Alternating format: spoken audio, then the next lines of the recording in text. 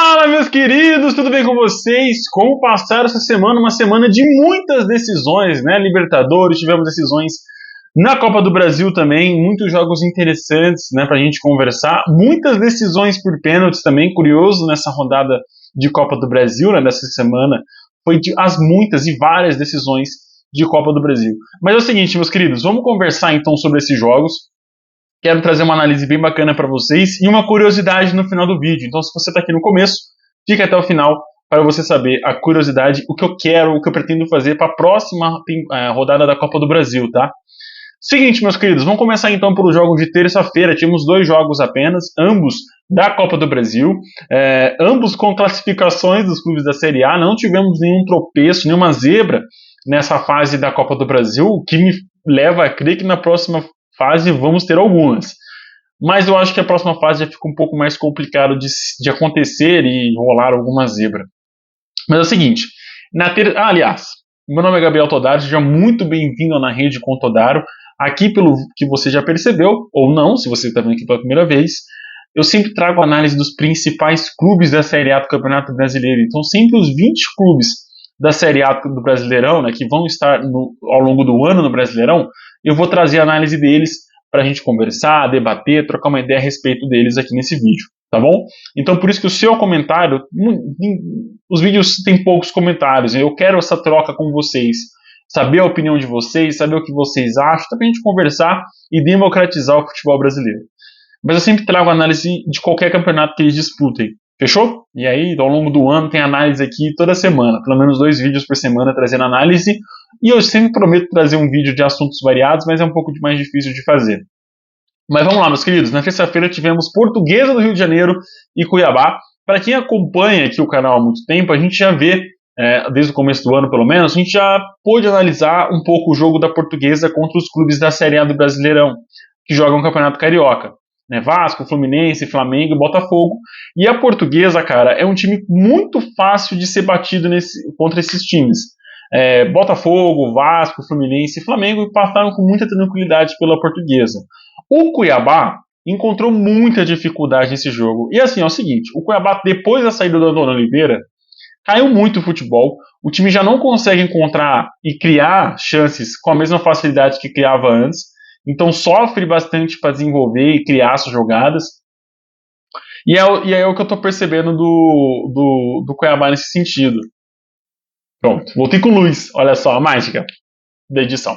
Mas é isso, meus queridos. O que eu estou sentindo do Cuiabá nesse sentido, nessa questão. O time está com muita dificuldade sem um técnico, né, sem o Antônio Oliveira à frente do comando do time. Está encontrando muita dificuldade para criar jogadas. E aí a gente está vendo o Cuiabá sofrendo muito na Copa do Brasil, né? Passa pelos pênaltis contra a Portuguesa, que é um time muito frágil, e vai também encontrar muitas dificuldades para uma semifinal da Copa do Campeonato Mato Grossense, né? Que é contra o Luverdense, que junto com o Cuiabá e talvez com a União Rondonópolis são as principais equipes ali do campeonato. Então o Cuiabá vai encontrar algumas dificuldades, avança para a próxima fase, mas eu não consigo colocar mais o Cuiabá como favorito para passar dessa terceira fase. Eu acho que a terceira fase provavelmente vai ser o limite do Cuiabá na Copa do Brasil. Na terça-feira também tivemos a classificação do Bahia, também nos pênaltis contra a equipe do Caxias lá no Sul. Cara, foi um jogo muito interessante, né, com muita emoção, com muita luta, né, de ambas as equipes. O Cuiabá para virar o jogo depois que o Caio Alexandre fez o gol contra, logo aos 5 minutinhos, né? E aí Cauli e Tassiano fizeram os gols do Esquadrão de Aço e o Robinho empatou no finalzinho do jogo para o Caxias. 2-2. O time visitante não tem mais a vantagem de classificar com empate, né? A partida foi para os pênaltis e aí o Bahia venceu por 6-5 nas penalidades. Foi muito longe os pênaltis, né? E cara, foi muito interessante, né? Sorte do Bahia que teve o zagueiro, quando a penalidade foi para os zagueiros, né? E o Denilson, zagueiro do Caxias, acabou isolando a bola. E aí o Vitor Cuesta, que tem um pouco mais de talento, né, sabe jogar muito bem com os pés, já jogou de lateral esquerdo, inclusive foi muito bem no Botafogo, conseguiu bater muito bem, cobrar muito bem a sua penalidade e avançar, e fazer com que o Bahia avançasse para a próxima fase.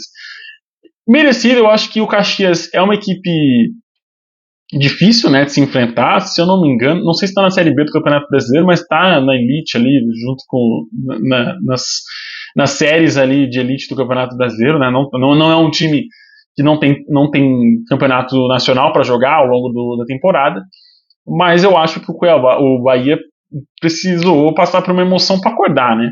Vai também ter o jogo da volta agora no final de semana, nesse final de semana inclusive, contra o Jequié, venceu por 1-0, mas 1-0 é muito pouco. Não sei se vai entrar com o time reserva, eu entraria com o time titular, mas o Bahia avança e avança muito bem para a próxima fase. No campeonato, também na Copa do Brasil, o Inter venceu o Nova Iguaçu e aí foi com muita tranquilidade, o Inter venceu com autoridade mesmo. Não, na minha opinião, cabia até mais gols, né, do que teve, né, esse 2-0 do Inter, com 2 gols do Ener Valencia. Poderia ter sido muito mais, só que o Inter desperdiçou muitas oportunidades, não só defendidas pelo goleiro da Nova Iguaçu, mas muitas chances chutadas para fora mesmo, com displicência mesmo nas finalizações. Acho que o Inter, se refinar isso, cara, eu coloco 3 equipes como as principais que estão jogando bem nesse momento do campeonato da Elite, que estão jogando bem. O Bahia, o Inter e o Flamengo. Eu acho que desses 3, cara, se o Inter refinar muito bem o seu ataque, se torna uma equipe extremamente perigosa ao longo da temporada. Digno até de virar candidato a título do Brasileirão. Mas vai depender também da regularidade do Inter. A gente viu ano passado que isso não aconteceu. O Inter penou bastante para manter uma certa regularidade. Também na quarta-feira a gente teve a classificação do Botafogo em Bragança Paulista, né? Conseguiu o empate 1-1 e conseguiu a classificação pelo jogo de ida por 2-1. E, inclusive, a classificação foi merecida pelo primeiro jogo e pela ineficiência do Bragantino. O time do Bragantino sofre demais nesse começo de temporada para se tornar um time eficiente. Para quando ter a chance de criar, quando cria as chances de gol, converta essas chances, obviamente, em gol, em resultado, consiga, né, fazer o seu gol ali e ampliar o placar, provavelmente. Mas o time finalizou muito ruim, as finalizações foram muito ruins e sentiu, na minha opinião, mais uma vez, o peso de decidir alguma coisa. O Bragantino é um excelente time, um time que sabe jogar muito bem o Campeonato Brasileiro, dificilmente briga pela parte de baixo.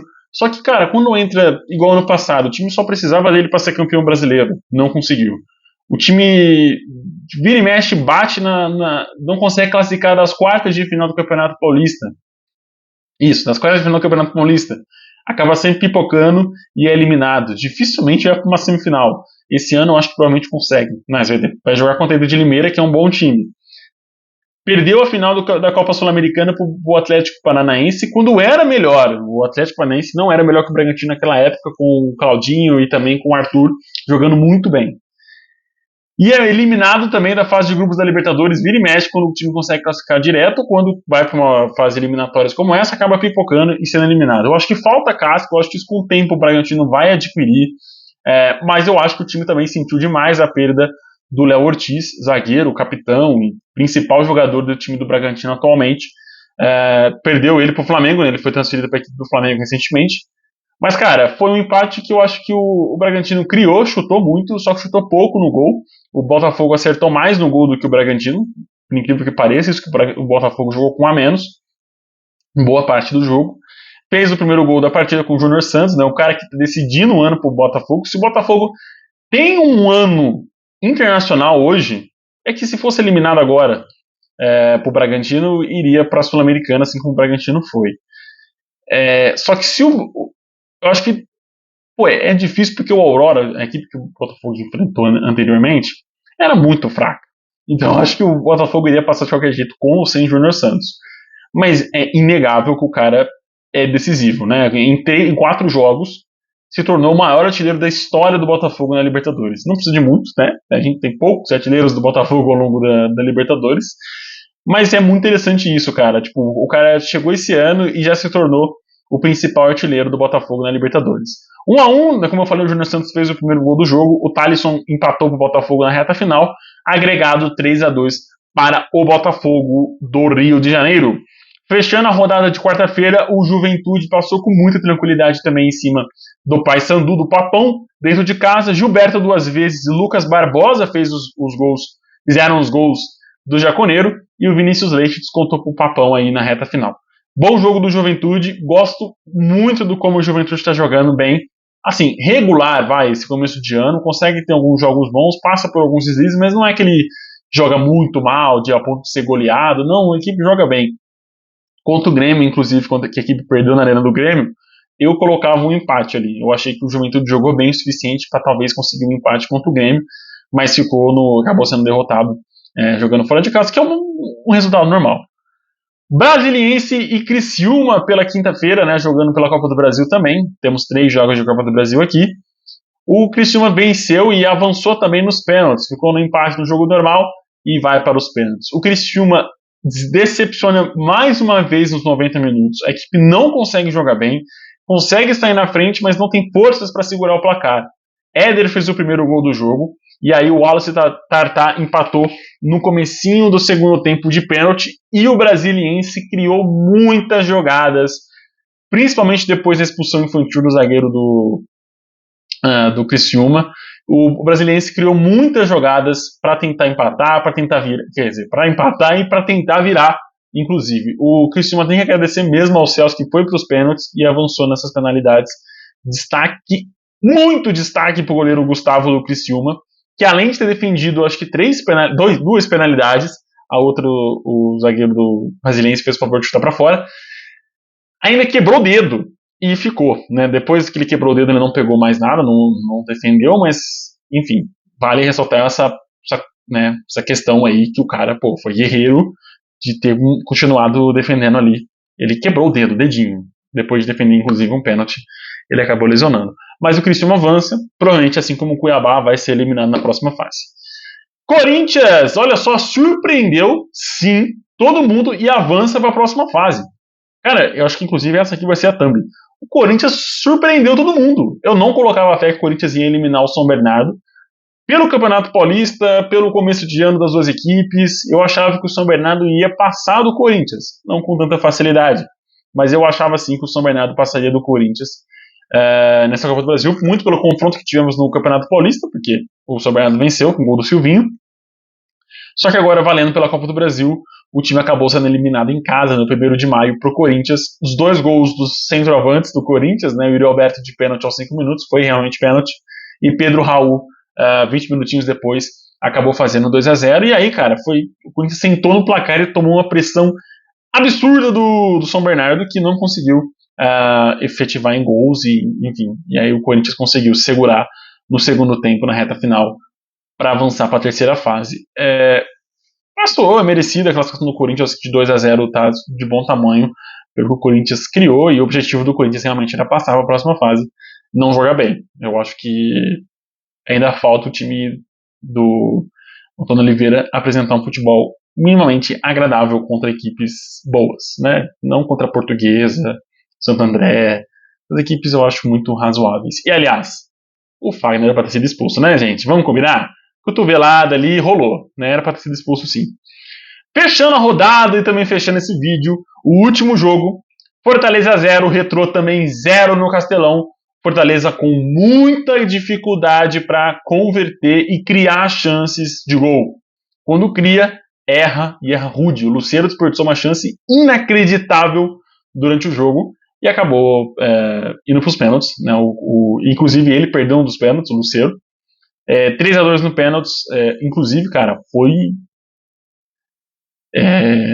um sofrimento para ver essas penalidades, porque, cara, foram, se eu não me engano, as 4 primeiras cobranças, né, 2 do Fortaleza e 2 do Retrô, foram não para fora, os goleiros defenderam também, mas erraram as 4 primeiras cobranças, cara. Eu pensei que não ia sair gol nesse jogo. Eu pensei que o juiz ia ter que soltar na moedinha ali, porque não ia sair, cara. Mas os goleiros foram bem, o João Ricardo e o Paulo Ricardo, né? Os 2 Ricardos aí foram muito bem no jogo, defendendo os pênaltis.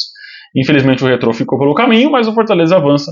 E avança com essa ressalva também. O time precisa encontrar um equilíbrio ofensivo, porque no Campeonato Cearense também não avançou, né? Mas o primeiro jogo ficou no empate, vai precisar vencer para classificar, e na Copa do Brasil também, Campeonato Brasileiro, enfim, o time precisa desempenhar um futebol um pouco mais agradável e converter mais suas chances de gol em gol. Eu acho que isso é o principal ali que o Fortaleza precisa arrumar. Começou muito bem o ano, cara. O Fortaleza começou o ano, assim, muito bem mesmo, goleando, jogando fácil o Campeonato Cearense, e aí depois do empate contra o Ceará, a equipe começou a cair bastante, principalmente no setor ofensivo. Defensivamente, eu acho que o Fortaleza até tá bem, mas ofensivamente o time tá pecando bastante. Não consegue. O ideal seria encontrar esse equilíbrio, né, entre o setor defensivo e ofensivo, mas é isso, o Fortaleza avança para a próxima fase, que ainda não tem data de sorteio, tá? O sorteio ainda não tem data para a próxima fase do campeonato da Copa do Brasil, e eu vou dizer minha surpresa. Seguinte, tivemos um clube curioso que avançou para a próxima fase, que é o Botafogo aqui de Ribeirão Preto, da minha cidade. Eu sou de Ribeirão Preto, moro em Ribeirão Preto, esse vídeo está sendo gravado em Ribeirão Preto. E esse time em específico avançou para a próxima fase da Copa do Brasil. Como vocês sabem, aqui o vídeo é só das equipes, as coberturas e análises são apenas dos clubes da Série A do Campeonato Brasileiro. Tem muitas equipes da Série A do Campeonato Brasileiro, né? A gente tem Corinthians, Fortaleza, Criciúma, Inter, Bahia, Atlético Goianiense, Cuiabá, enfim, todos os times que avançaram nessa fase, além dos times que vão entrar da Libertadores. Então a gente tem Corinthians, Fortaleza, Criciúma, Inter, Vasco, Bahia, Atlético Goianiense, Cuiabá, Juventude e só. A gente tem 9 equipes que classificaram e a gente tem outras equipes aqui embaixo. Vamos contar, 9 equipes. Aí da Libertadores vão entrar Palmeiras, Atlético Mineiro, Flamengo, Grêmio, Botafogo, Bragantino, Fluminense e São Paulo. Além do Atlético Paranaense, do Ceará. Não, Ceará já não anda. Não é, e o Vitória. 10 equipes, certo? 10 equipes vão entrar da Libertadores, ou seja, 19 equipes. Cara, a chance do Botafogo jogar contra uma dessas equipes da Série A é muito grande. Vou propor uma coisa para vocês.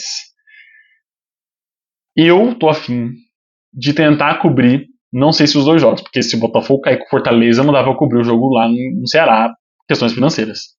Mas pelo menos o jogo aqui de Ribeirão Preto, eu vou tentar, com uma possibilidade de 70%, de tentar cobrir esse jogo para vocês, fazer um material bacana. Ir lá, cobrir, assistir o jogo, fazer uns vídeos legais com a torcida, antes e depois do jogo, durante o jogo também. Não sei se eu vou ficar na torcida do Botafogo, acho que talvez eu fique na torcida visitante. Mas seria muito bacana se o Botafogo enfrentasse uma equipe aqui de São Paulo, porque vai ter mais torcidas, então acho que vai ser mais legal da gente acompanhar. Não sei se o Santos classificou. O Santos não classificou para a próxima fase? Não vai jogar a Copa do Brasil? Eu não tô vendo o Santos aqui, o nome do Santos. Não vai. Mas enfim. Se o Santos não tiver na Copa. Não tá na Copa do Brasil, verdade. Não vai ser classificação para a Copa do Brasil. Mas enfim. Então temos Palmeiras, Bragantino, São Paulo e Corinthians. Essas 4 equipes. Óbvio que se tiver uma equipe grande, com bastante torcida como o Flamengo, por exemplo, eu acho que consegue lotar o Santa Cruz. Enfim, é isso. Essa é a proposta para vocês. O que vocês acham? Deixa o like e se você ficou até o final do vídeo, deixa aqui nos comentários, por favor, só para ver o engajamento. Vai ter que ir no Santa Cruz. Ponto de exclamação. Fechou? Um abraço, meus queridos, e até o próximo vídeo. Um abraço, meus queridos, e até o próximo vídeo. Tchau, tchau.